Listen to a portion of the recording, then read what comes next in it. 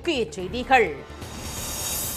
ஜார்க்கண்டில் 7 ஆண்டுகளாக போட்டித் தேர்வுகளின் வினாத்தாள் கசிவு. சிபிஐ விசாரணை கோரி மாணவர்கள் 6வது நாளாக விடிய விடிய போராட்டம். ராமர் கோயில் நன்கொடை மோசடியை விளக்க நாடாளுமன்ற வளாகத்தில் நாடகம். சாமியாராக நடித்த பப்பு யாதவ் மீது காலணி வீசி தாக்க முயன்றதால் பரபரப்பு. பூவிருந்தவல்லி வடபழனி இடையே மெட்ரோ ரயிலை உடனே இயக்க கோரிக்கை. மத்திய அரசு இசைவு தராமல் முட்டுக்கட்டை போடுவதாக பயணிகள் குற்றச்சாட்டு. வண்ணமயமான கலை நிகழ்ச்சிகளுடன் காமன்வெல்த் போட்டிகள் நிறைவு. 13 தங்கம் உள்பட 39 பதக்கங்களுடன் 4வது இடத்தை பிடித்தது இந்தியா.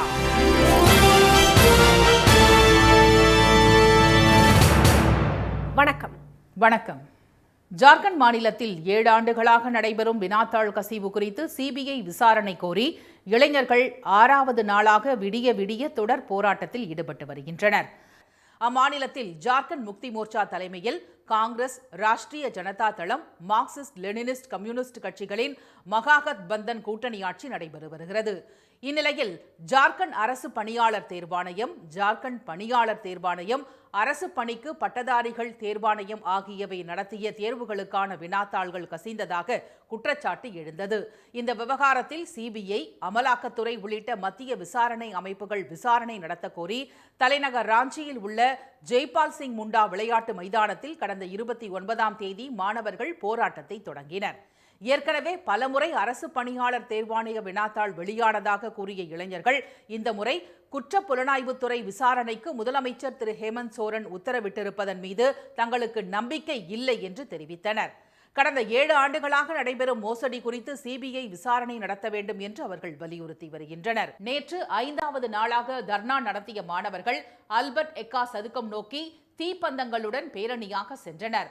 தங்கள் கோரிக்கையை மாநில அரசு விரைவில் நிறைவேற்றாவிட்டால் சட்டமன்றத்தை முற்றுகையிடப் போவதாக அவர்கள் எச்சரித்துள்ளனர்.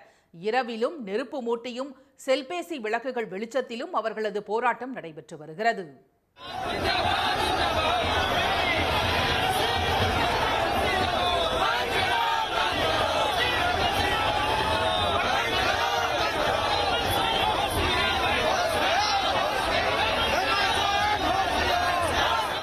போராட்டம் 6வது நாளை எட்டியுள்ள நிலையிலும் அதிகாரிகள் சந்திக்க வராதது தங்கள் கொதிப்பை அரசு உணரக்கூட இல்லை என்பதையே காட்டுவதாக மாணவர்கள் கூறினர்.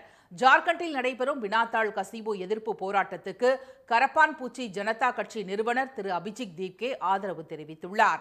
நீட் வினாத்தாள் கசிவுக்கு எதிராக டெல்லியில் நடத்திய போராட்டம் வெற்றி அடைந்ததை அடுத்து இதுபோன்ற பிரச்சனைகளுக்கு தொடர்ந்து கரப்பான்பூச்சி ஜனதா குரல் கொடுக்கும் என்று அவர் கூறியிருந்தார். இந்நிலையில் தொடர்ந்து ஓர் இயக்கமாகவே இயங்குவதா அல்லது முறைப்படி அரசியல் கட்சியாக செயல்படுவதா என்பதை முடிவு செய்ய மகாராஷ்டிராவின் சத்ரபதி சம்பாஜி நகரில் உள்ள திரு அபிஜித் தீப்கே வீட்டில் அமைப்பின் முக்கிய நிர்வாகிகள் வரும் 5ஆம் தேதி ஆலோசனை நடத்த உள்ளனர். ராமர் கோயில் நன்கொடை மோசடியை விளக்க நாடாளுமன்ற வளாகத்தில் நாடகம் போட்டு கவனம் ஈர்த்த சுயேட்சை எம்பி திரு பப்பு யாதவை டெல்லியில் காலணி வீசி தாக்க முயன்றதால் பரபரப்பு ஏற்பட்டது. அயோத்தி ராமர் கோயிலில் நடந்த நன்கொடை முறைகேடு, டெல்லியில் நீட் வினாத்தாள் கசிவுக்கு எதிரான மாணவர் போராட்டத்தை ஒடுக்க போலீசார் நடத்திய தாக்குதல் உள்ளிட்டவற்றை கண்டித்து நாடாளுமன்ற வளாகத்தில் இந்தியா கூட்டணி சார்பில் கடந்த வாரம் நூதன ஆர்ப்பாட்டம் நடைபெற்றது. அப்போது காவி உடையணிந்து அமர்ந்திருந்த பூர்ணியா தொகுதி எம்பி திரு பப்பு யாதவ் வைத்திருந்த உண்டியல்களில் எதிர்க்கட்சித் தலைவர் ராகுல் காந்தி உள்ளிட்ட பல்வேறு எதிர்க்கட்சி எம்பிக்கள் பணம் போட அந்த பணத்தை அவர் திருடி மறைத்துக் கொண்டு ஓடுவது போலவும் நாடகம் நடத்தப்பட்டது. இது ராமரையும் சனாதன தர்மத்தையும் அவமதிப்பதாக கூறி துறவிகள் சிலர் அளித்த புகாரின் பேரில் திரு ராகுல் காந்தி, திரு பப்பு யாதவ், திரு அவதேஷ் பிரசாத் ஆகியோர் மீது வாரணாசி போலீசார் வழக்கு பதிவு செய்தனர். இந்நிலையில் திரு பப்பு யாதவ் டெல்லியில் உள்ள தமது இல்லத்தில் செய்தியாளர்களை சந்தித்தார். அப்போது அங்கு வந்த மர்ம நபர் ஒருவர் அவருடன் வாக்குவாதத்தில் ஈடுபட்டதுடன் காலணியை வீசியதால் பரபரப்பு ஏற்பட்டது. அந்த நபரிடம் கத்தி ஒன்று இருந்ததும் தெரிய வந்ததால் திரு பப்பு யாதவின் ஆதரவாளர்கள் அவரை தாக்கினர். இதனால் அங்கு கைகலப்பு ஏற்பட்டது. அந்த மர்ம நபரை கைது செய்த போலீசார் அவரிடம் விசாரணை நடத்தினர். அப்போது அவர் உத்தரப்பிரதேச மாநிலம் புலன்சரை சேர்ந்த சுமித் என்பது தெரியவந்தது. சனாதன தர்மத்தையும் துறவிகளையும் இழிவுபடுத்தும் விதமாக திரு பப்பு யாதவ் நடந்து கொண்டதால் அவர் மீது தாக்குதல் நடத்தியதாக அவர் தெரிவித்தார். இந்த தாக்குதல் சம்பவம் குறித்து பேசிய திரு பப்பு யாதவ் தம்மை கொல்ல தொடர்ந்து தீட்டப்பட்டு வரும் சதி திட்டங்களில் இதுவும் ஒன்று என குற்றம் சாட்டினார். தாக்குதல் நடந்தபோது அங்கிருந்த போலீசார் வேடிக்கை பார்த்து கொண்டிருந்ததாக திரு பப்பு யாதவின் ஆதரவாளர்கள் புகார் தெரிவித்தனர். பூவிருந்தவல்லி வடபழனி இடையேயான மெட்ரோ ரயில் சேவையை தொடங்க கடந்த பிப்ரவரி மாதமே அனுமதி வழங்கப்பட்ட நிலையில் பயன்பாட்டுக்கு கொண்டுவராமல் மத்திய அரசு முட்டுக்கட்டை போடுவதாக பயணிகள் குற்றம் சாட்டியுள்ளனர். சென்னை மெட்ரோ ரயில் 2ஆம் கட்ட திட்டத்தின் கீழ் 118.9 கிலோமீட்டர் தூரத்திற்கு 63,246 கோடி ரூபாய் செலவில் மாதவரம் பால் பண்ணை முதல் சிறுசேரி சிப்காட் வரை, கலங்கரை விளக்கம் முதல் பூவிருந்தவல்லி புறவழிச்சாலை வரை, மாதவரம் முதல் சோழிங்கநல்லூர் வரை என 3 வழித்தடங்கள் அமைக்கப்பட்டு வருகின்றன. இதில் முதலில் நிறைவடைந்த பூவிருந்தவல்லி புறவழிச்சாலை மற்றும் வடபழனி இடையிலான 14.6 கிலோமீட்டர் நீள வழித்தடத்தில் மெட்ரோ ரயில்களை இயக்க கடந்த பிப்ரவரி மாதமே ரயில்வே பாதுகாப்பு ஆணையர் அனுமதி வழங்கினார். ஆனால் தொடக்க விழாவுக்கு மத்திய அரசின் வீட்டு வசதி மற்றும் நகர்ப்புற அமைச்சகம் இசைவு தராமல் உள்ளதாக குற்றச்சாட்டு எழுந்துள்ளது. ஐயப்பந்தாங்கல் டெப்போலேருந்து டிஎல்எஃப் போகிறதுக்கு எனக்கு 1 hour ஆகுது. இங்கேருந்து பார்த்தீங்கன்னா ஒரு 4-5 ஸ்டாப்பு தான். ஆக்சுவலி பஸ் ஸ்டாப்னு பார்த்தீங்கன்னா ஒரு 5 பஸ் ஸ்டாப்ஸ். ஆனால் இந்த டிராஃபிக்னால எனக்கு வந்து சாலிடாக 1 hour ஆகுது. எனக்கு ஆஃபீஸ் 10 மணி அப்படின்னா நான் வீட்டிலேருந்து அட்லீஸ்ட் ஒரு 8:30 கிளம்பி. நான் சொல்றது 2 வீலரில். இதுவே நீங்கள் பஸ் அப்படின்னா அப்போ யோசிச்சு பார்த்துக்கோங்க. தொடங்கப்படாமல் இருக்கும் மெட்ரோ ரயில் சேவையில் 300க்கும் மேற்பட்ட ஊழியர்கள் கடந்த 7 மாதங்களாக பணியாற்றி வருகின்றனர். சோதனை ஓட்டம் என்ற பெயரில் தினமும் ரயில்கள் இயக்கப்படும் நிலையில் இன்னமும் பயன்பாட்டுக்கு கொண்டு வராதது ஏன் என பயணிகள் கேள்வி எழுப்புகின்றனர். இந்த வழித்தடத்துக்காக 2020ஆம் ஆண்டு நிலம் கையகப்படுத்தப்பட்டு 4 ஆண்டுகளில் மெட்ரோ ரயில் மக்கள் பயன்பாட்டுக்கு வரும் என அறிவிக்கப்பட்ட நிலையில் 6 ஆண்டுகள் ஆகியும் இன்னும் விடுவு காலம் பிறக்கவில்லை என பொதுமக்கள் அதிருப்தி தெரிவித்துள்ளனர். 6-7 மாதமாக ட்ரையல் ஓடிட்டு இருக்கு. ஆனால் இது வந்து இன்னும் 2 மாதத்தில் திறப்போம், 3 மாதத்தில் திறப்போம் இப்படியே சொல்லி கிட்டத்தட்ட ஒரு 8 மாதம் மேலே 9 மாதம் மேலே ஆயிடுச்சு. என்ன கேட்டாக்கா இது வந்து நீடிப்பு செய்கிறோன்னு சொல்லி எக்ஸ்டெண்ட் பண்ணுறது சொல்லிட்டு தான் சொல்லியிருக்காங்க. தவிர இதனால் வந்து மூடிய விதத்தில் எங்கே முடிச்சிருக்காங்க அது வரைக்கும் மாதிரி இந்த மெட்ரோ ரயில் ஓப்பன் பண்ணி விட்டாங்கன்னா மக்களுக்கு சிரமம் இல்லாமல் இருக்கும். 20 ஓட்டுநர் இல்லா மெட்ரோ ரயில்களும் தயாராக உள்ள நிலையில் இந்த வழித்தடம் செயல்பாட்டுக்கு வந்தால் தற்போது 1.5 மணி நேரமாக உள்ள பூவிருந்தவல்லி வடபழனி இடையிலான பயண நேரம் 35 நிமிடங்களாக குறையும். இதனை சுட்டிக்காட்டும் பயணிகள் தங்கள் கோரிக்கைக்கு பச்சை சிக்னல் கிடைக்க மத்திய அரசுக்கு தாவேக அரசு அழுத்தம் தர வேண்டும் என வலியுறுத்தியுள்ளனர். காமன்வெல்த் விளையாட்டுப் போட்டிகள் வண்ணமயமான கலை நிகழ்ச்சிகளுடன் நிறைவுற்ற நிலையில் 39 பதக்கங்களுடன் இந்தியா பதக்கப்பட்டியலில் 4வது இடத்தை பிடித்துள்ளது. ஸ்காட்லாந்தின் கிளாஸ்கோ நகரில் நடைபெற்ற இந்த போட்டியில் நேற்று முன்தினம் மட்டும் ஒரே நாளில் 7 தங்கம் உள்பட மொத்தம் 16 பதக்கங்களை இந்திய வீரர்கள் வென்று குவித்தனர். குத்துச்சண்டையில் மட்டும் 7 தங்கம் மற்றும் 3 வெள்ளி பதக்கங்களை இந்திய வீரர்களும் வீராங்கனைகளும் கைப்பற்றினர். காமன்வெல்த் போட்டியின் கடைசி நாளான நேற்றும் இந்திய வீரர்கள் பதக்க மழையை பொழிவார்கள் என்று பெரிதும் எதிர்பார்க்கப்பட்டது. டிராக் சைக்கிளிங், ஜூடோ ஆகிய விளையாட்டுகளில் இந்திய வீரர்கள் பங்கேற்ற நிலையில் டிராக் சைக்கிளிங்கில் ஆண்களுக்கான 40 கிலோமீட்டர் பாயிண்ட் ரேஸில் இந்தியாவின் ஹர்ஷ்வீர் மற்றும் தினேஷுக்கு ஏமாற்றமே மிஞ்சியது. பெரிதும் எதிர்பார்க்கப்பட்ட ஜூடோ மகளிருக்கான 78 கிலோ பிரிவில் இஷ்ரூப் நராங்கும், ஆண்களுக்கான 100 கிலோ எடை பிரிவில் அவதார் சிங்கும், 100 கிலோவுக்கு அதிகமான எடை பிரிவில் யாஷ் காங்காசும் பதக்க வாய்ப்பை இழந்தனர். ஆண்களுக்கான டிராக் சைக்கிளிங்கில் 1000 நிமிடம் டைம் ட்ரையல்ஸில் இறுதிப் போட்டியில் ரொனால்டோ சிங் ஏமாற்றம் அளித்தார். பெண்களுக்கான பிரிவில் இந்தியாவின் லிஷா தாஸுக்கு 6வது இடமே கிடைத்தது.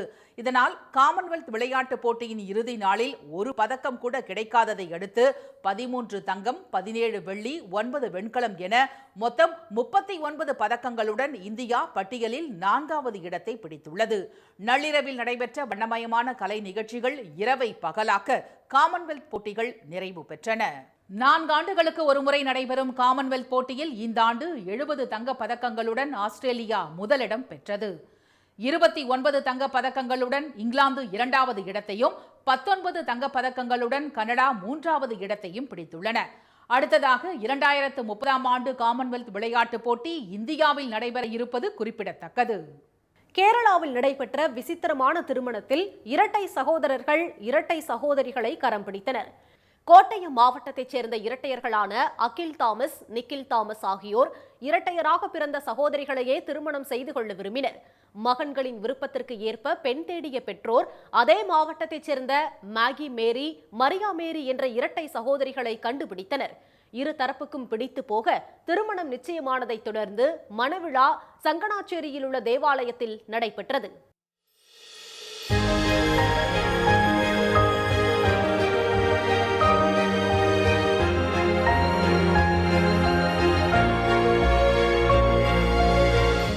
வணிக கப்பலில் பணிபுரியும் மணமகன்களும் தகவல் தொழில்நுட்ப நிறுவனத்தில் பணிபுரியும் மணமகள்களும் தங்கள் பெற்றோரும் உற்றாரும் இந்த இரட்டை திருமணம் நடைபெற வேண்டும் என்று விரும்பியதாக கூறினர். இதில் முத்தாய்ப்பான அம்சம் என்னவெனில், இரட்டை திருமணத்தை நடத்தி வைத்த பாதிரியார்களும் பேண்டோ பேஜோ என்ற இரட்டை சகோதரர்கள்தான். திருமண நிகழ்வில் பலிபீட உதவியாளர்களாக இருந்த ஜெரோன் ஜோகன் ஆகியோரும் இரட்டை சகோதரர்கள்தான். அந்த வகையில் 4 இரட்டையர்கள் பங்கேற்ற இந்த விசித்திரமான திருமணத்தின் புகைப்படங்களும் காணொளிகளும் சமூக வலைதளங்களில் பரவி அனைவரின் கவனத்தையும் ஈர்த்து வருகின்றன. தமிழ்நாட்டு விவசாயிகளை நாக்பூரில் கைது செய்த மகாராஷ்டிர காவல்துறைக்கு கண்டனம் தெரிவித்துள்ள எதிர்க்கட்சித் தலைவர் திரு உதயநிதி, ஜனநாயக வழியில் போராடும் உரிமையை பறிக்கக்கூடாது என வலியுறுத்தியுள்ளார். மேகதாது அணை விவகாரத்தில் கர்நாடகாவுக்கு ஆதரவாக செயல்படும் மத்திய நீர்வளத்துறையை கண்டித்து தமிழ்நாட்டு விவசாயிகள் முற்றுகை போராட்டத்தை அறிவித்தனர். ஆனால் அவர்கள் ரயிலில் சென்று கொண்டிருக்கும் போதே நடுவழியில் இறங்க வைத்து தமிழ்நாட்டுக்கே திரும்பிச் செல்லுங்கள் என மகாராஷ்டிர காவல்துறை கட்டாயப்படுத்தியதற்கு கண்டனங்கள் வலுத்துள்ளன. இதுகுறித்து எக்ஸ் தளத்தில் பதிவிட்டுள்ள திரு உதயநிதி, டெல்லி சென்று போராட விவசாயிகளை மத்திய அரசு அனுமதிக்க வேண்டும் என்று வலியுறுத்தியுள்ளார். நாக்பூரில் கைது செய்யப்பட்டுள்ள விவசாயிகளை உடனே விடுவிக்க தமிழ்நாடு முதலமைச்சர் திரு விஜய் நடவடிக்கை எடுக்க வேண்டும் என்றும் அவர் கேட்டுக் கொண்டுள்ளார். நம் விவசாயிகளை கைது செய்த மகாராஷ்டிர அரசிடம் அதற்கான விளக்கத்தை கேட்பதுடன் இனி இதுபோன்ற சம்பவங்கள் நடக்காமல் இருப்பதற்கான உறுதியை பெற வேண்டும் என்றும் திரு உதயநிதி கூறியுள்ளார். டெல்லிக்கு போராட்டம் நடத்த சென்ற தமிழக விவசாயிகளை நாக்பூரில் கைது செய்த மகாராஷ்டிர அரசின் நடவடிக்கைக்கு பாமக தலைவர் திரு அன்புமணி கண்டனம் தெரிவித்துள்ளார். டெல்லிக்கு சென்று போராடுவதை தடுத்து அவர்களை பாதுகாப்பற்ற முறையில் கைது செய்தது அநீதியாகும் என அவர் குறிப்பிட்டுள்ளார். ஈரோட்டில் நடைபெற்ற கால்நடை கண்காட்சி பார்வையாளர்களை வெகுவாக கவர்ந்தது. நாட்டு மாடுகள் பாதுகாப்பு குழு மற்றும் ஆதிவனம் அமைப்பு சார்பில் அழிந்து வரும் நாட்டு இன மாடுகளை பாதுகாப்பது குறித்த விழிப்புணர்வை ஏற்படுத்தும் வகையில் இந்த கண்காட்சி மற்றும் அழகு போட்டி நடைபெற்றது. காங்கேயம் இன மாடுகளில் மயிலை, செவலை, காரி என 3 நிறங்களில் மாடுகளை கண்காட்சிக்கு கொண்டு வந்திருந்த நிலையில் பற்களின் வரிசையை கொண்டு வயதை கணித்து 3 பிரிவுகளாக அழகு போட்டி நடத்தப்பட்டது. காளைகளின் தோற்றம், கம்பீரம், நடை, சுழி, அங்க அடையாளங்கள், ஆரோக்கியத்தின் அடிப்படையில் சிறந்த காளைகள் தேர்வு செய்யப்பட்டன. ஒவ்வொரு பிரிவிலும் முதல் 3 இடங்களை பிடித்த காளைகளின் உரிமையாளர்களுக்கு ரொக்கப்பரிசு மற்றும் கோப்பைகள் வழங்கப்பட்டன. நூற்றாண்டுகளை கடந்த பாரம்பரிய பெருமை மிக்க பாம்பன் தூக்கு பாலத்தை அகற்றும் பணி தீவிரமடைந்துள்ள நிலையில் அடுத்த தலைமுறையும் காணும்படி அதை நினைவு சின்னமாக பாதுகாக்க வேண்டும் என ராமேஸ்வரம் மக்கள் கோரிக்கை விடுத்துள்ளனர். மரகத பச்சை ஜொலிப்பில் பறந்து விரிந்து கிடக்கிறது பாம்பன் கடற்பகுதி. அதன் நடுவே பாரம்பரிய அடையாளமாய் நிற்கிறது ஆங்கிலேயர்களால் அமைக்கப்பட்ட பழைய தூக்கு பாலம். 1902ஆம் ஆண்டில் கீழே கப்பலும் மேலே ரயிலும் செல்லும் வகையில் ஜெர்மன் பொறியாளர் ஷெர்ஜரால் உருவாக்கப்பட்ட இந்த டபுள் லீப் கேன்டிலிவர் தூக்கு பாலம் இப்போது புதிய பாலம் கட்டப்பட்டதால் அகற்றப்பட்டு வருகிறது. பாரம்பரிய பெருமைமிக்க இந்த பாலத்தை அகற்றாமல் வரலாற்று சின்னமாக வைக்க வேண்டும் என்பது ராமேஸ்வரம் மக்களின் கோரிக்கை. இந்த பழைய பாலத்தை நினைவு சின்னமாக வைக்க வேண்டும் என்று ராமேஸ்வரம் மக்கள் நீண்ட காலமாக கோரிக்கை வைத்தோம். வரலாறுகளை வருங்கால இளைஞர்கள் பார்க்க வேண்டும், வருங்கால மக்களுக்கு தெரிவிக்க வேண்டும் என்ற நல்ல எண்ணத்தில் பல்வேறு விதமாக நாங்கள் இந்த கோஷத்தை வைத்தோம். ஆனால் மத்திய அரசு அது சம்பந்தமாக எதுவும் சாதிக்காமல், அதை பற்றி சிந்திக்காமல் உடனடியாக அந்த பாலத்தை அகற்றி தெற்கு பக்கமும் வடக்கு பக்கமாக பல பகுதிகளை பிரித்து விட்டார்கள். கடலுக்குள் அமைக்கப்பட்ட இந்த பாலத்தின் மையத்தில் உள்ள மேடை கப்பல்கள் வரும்போது 2ஆக பிரிவது இதன் சிறப்பம்சம். கப்பல்கள் கடந்தவுடன் மேடை சமமாகி தண்டவாளங்கள் இணையும் தொழில்நுட்பம் அந்த காலத்து அதிசயம். இங்கிலாந்திலும் இந்தியாவிலும் மட்டுமே உள்ள இந்த தூக்கு பாலம் ராமேஸ்வரம் மீனவர்கள் கடலில் இருந்து கரை திரும்ப உதவும் வழிகாட்டியாகவும் இருப்பது இன்னொரு சுவாரஸ்யம். பல ஆண்டு காலங்களா மீனவர்களின் விடிவெளியா இருந்தது எங்களுக்கு அந்த சென்று பாலம் மட்டும்தான். அதைத்தான் மீனவர்கள் நாங்க கலங்கரை விளக்கமாகவே நாங்க நினைச்சுக்கிட்டு இருந்தோம். அதை வந்து அரசு வந்து இப்போ நினைவு சின்னமா வந்து அதை கொண்டு வரணும். அடுத்து வர்ற ஜெனரேஷன் மக்களுக்கெல்லாம் இத்தனாண்டு காலங்கள் வந்து இந்த பாலம் தான் இந்த மக்களை எல்லாம் தாங்கி பிடிச்ச தூண்னு சொல்லி எடுத்துக்காட்டா வந்து அமையணும்னு அரசுக்கு நாங்க கோரிக்கையா வைக்கிறோம். பல நேரம் சொல்லிட்டோம், இந்த பாலத்துக்கு வந்து அப்துல் கலாம் பேர் வைக்கணும். 104 ஆண்டு கால பாம்பன் பால வரலாற்றில் மீட்டர் கேஜ் பாதையை பிராட் கேஜாக மாற்றிய போதும், கடற்படை கப்பல் பாலத்தில் மோதிய போதும் மட்டுமே ரயில் போக்குவரத்து நிறுத்தப்பட்டுள்ளது. ராமேஸ்வரம் தீவாக இருந்த காலத்தில் படகை மட்டுமே நம்பி வாழ்ந்த தங்கள் பொருளாதார வளர்ச்சிக்கு காரணமாக இருந்த இந்த பழைய பாலத்தை அடுத்த தலைமுறைக்கும் காட்ட அதை அப்படியே கடலில் விட்டு வைக்க வேண்டும் என்பது மண்ணின் மைந்தர்களின் ஆசை. ரயில் பாலம் வந்ததுக்கு பிறகுதான் மிகப்பெரிய ஒரு பொருளாதார வளர்ச்சி இந்த தீவு பகுதியில் ஏற்பட்டுச்சு. வேலை வாய்ப்புகள் நிறைய இங்கே பெருகுச்சு. பயணிகள் வந்துட்டு போறதுனால ஒரு பகுதியை விட்டு இன்னொரு பகுதிக்கு நகர்ந்ததுனால மிகப்பெரிய ஒரு கலாச்சார பகிர்வு என்பது ராமேஸ்வரம் தீவு பகுதிக்கு கிடைச்சிச்சு. மிகப்பெரிய ஒரு மக்களுக்கு பலனாக இருந்த ஒரு ரயில் பாலம் என்பது இன்னைக்கு அப்புறப்படுத்தப்பட்டது என்பது எங்களுக்கு சோகமான செய்தி தான்.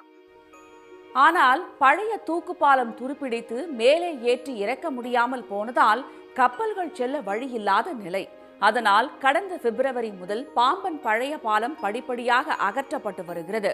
நூற்றாண்டையும் கடந்து லட்சக்கணக்கானோரின் யாத்திரைக்கும் சுற்றுலாவுக்கும் உதவிய பாம்பன் தூக்கு பாலம் அகற்றப்பட்டாலும் அருங்காட்சியகம் ஒன்றிலாவது வரலாற்று சின்னமாக அதை ஆவணப்படுத்த வேண்டும் என்பதே ராமேஸ்வரம் மக்களின் தற்போதைய எதிர்பார்ப்பு. சன் செய்திகளுக்காக ராமேஸ்வரத்திலிருந்து கார்த்திக். மீண்டும் முக்கிய செய்திகள். ஜார்க்கண்ட் மாநிலத்தில் 7 ஆண்டுகளாக நடைபெறும் வினாத்தாள் கசிவு குறித்து சிபிஐ விசாரணை கோரி இளைஞர்கள் 6வது நாளாக விடிய விடிய தொடர் போராட்டத்தில் ஈடுபட்டனர்.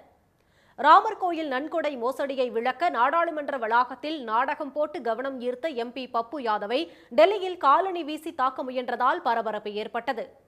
காமன்வெல்த் போட்டிகள் வண்ணமயமான கலை நிகழ்ச்சிகளுடன் நிறைவுற்ற நிலையில் 39 பதக்கங்களுடன் இந்தியா பதக்கப்பட்டியலில் 4வது இடத்தை பிடித்துள்ளது. இத்துடன் இந்த செய்திகள் நிறைவடைந்தன. மீண்டும் சன் டிவியில் செய்திகள் மாலை 6 மணிக்கு. செய்திகளை உடனுக்குடன் தெரிந்து கொள்ள QR கோடை ஸ்கேன் செய்து சன் நியூஸ் வாட்ஸ்அப் சேனலுடன் இணைந்திருங்கள். வணக்கம். வணக்கம்.